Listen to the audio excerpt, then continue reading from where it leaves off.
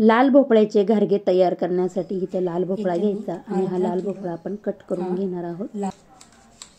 Cut केलेला लाल भोपळा मी स्वच्छ करून घेणार आहे आणि त्यानंतर किसणीने किसून घेऊया। स्वच्छ करून घेतलेला आहे। आपण असाच लाल भोपळा किसणीने किसून घेणार आहोत। आणि मी आता इथे गूळ घेतलेला आहे, आपण हा गूळ देखील चिरून घेणार आहोत। आणि मग आपण लाल भोपळा किसून घेतला की हा लाल भोपळा आपण अगोदर वाटीने मोजून घेऊया। दाबून भरणार आहे। मी इथं वाटी थोडी दाबूनच भरतीये। 2 वाटी आपला लाल भोपळा भरलेला आहे।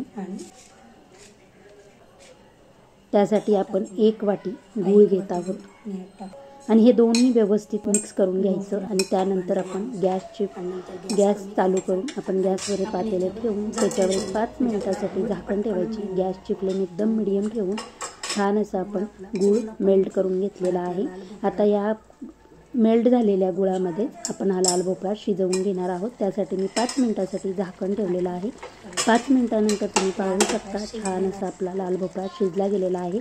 पानेरी कलर असा लाल भोपळ्याला आलेला आहे। आता आपण गॅसची फ्लेम बंद करायची आणि 1 तास आपण हा लाल भोपळा थंड करून घेणार आहोत। 1 तासानंतर तुम्ही पाहू शकता छान असा गुळाचा पाक लाल भोपळ्यामध्ये मुरलेला आहे। आता आपण एका भांड्यामध्ये 2 वाटी गव्हाचं पीठ घेऊया।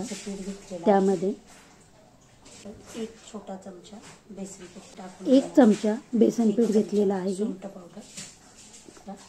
1 चमचा आपण इथं सुंठ पावडर आणि 1 चमचा अख्खी बडीशेप, चवीनुसार मीठ आणि हे लाल भोपळ्याचं मिश्रण टाकून आपण सुरुवातीला एकजीव करून घेऊया। व्यवस्थित असं एकजीव झालं की मग थोडं थोडं पाणी टाकून आपण हे पीठ मळून घेणार आहोत। आपलं लाल भोपळ्याचं पीठ मळून झालेलं आहे। आता त्यातलाच एक छोटासा गोळा काढून आता आपण घाऱ्याच्या पिठातला गोळा घेऊया। मी इथं तेल घेतलेलं आहे। छोटासा गोळा टाकावा। तेलामध्ये आपण हा गोळा डिप करायचा। लिंबा एवढा गोळा घ्यायचा, तेलामध्ये डिप करायचा आणि ह्याची थोडी जाडसरच अशी पुरी लाटायची। थोडी मध्यम अशी पुरी लाटली की तेलात गेल्यानंतर टम्म अशी ही पुरी फुगली जाते। आता लोखंडी कढईत आपण तेल गरम करायला ठेवलेलं आहे। तेल आपलं गरम झालं की त्याच्यामध्ये ही पुरी सोडून घेऊया। तुम्ही पाहू शकता मी धाऱ्याने वरून तेल सोडत आहे आणि आता ही पुरी आपली छान अशी टम्म फुगलेली आहे।